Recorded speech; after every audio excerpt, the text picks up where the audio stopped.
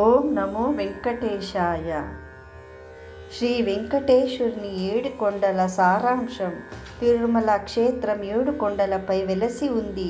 అందుకే స్వామిని 7 కొండలవాడ అని పిలుస్తారు.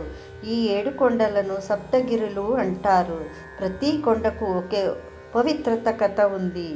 7 కొండల పేర్లు, దాని విశేషాలు. వృషభాద్రి కొండ. వృషభాసురుడు అనే రాక్షసుడు ఇక్కడ తపస్సు చేశాడు. శ్రీహరి అతన్ని సంహరించి ఈ కొండకు ఆ పేరు కలిగేలా చేశాడు. అంజనాద్రి. ఆంజనేయుడు తల్లి అంజనాదేవి ఇక్కడ తపస్సు చేసి హనుమంతునికి జన్మమిచ్చింది. అందుకే ఇది హనుమంతుని జన్మస్థలం. నీలాద్రి. నీలాదేవి అని భక్తురాలు స్వామి కోసం ఇక్కడ తపస్సు చేసింది. ఆమెకు ప్రత్యక్షమై వరం ఇచ్చాడు. గరుడాద్రి.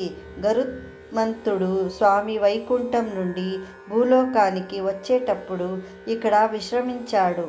కొండ ఆకారం గరుడ పక్షి వలె ఉంటుంది. శేషాద్రి.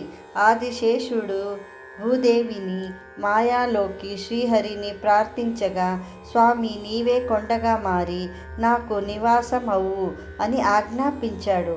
అందుకే తిరుమల కొండలు శేషుని ఆకారంలో ఉంటాయి. నారాయణాద్రి. శ్రీమన్నారాయణుని పాదాలు మేపిన పవిత్ర స్థలం. ఇక్కడ శ్రీవారి పాదాలు ఉన్నాయి. వెంకటాద్రి.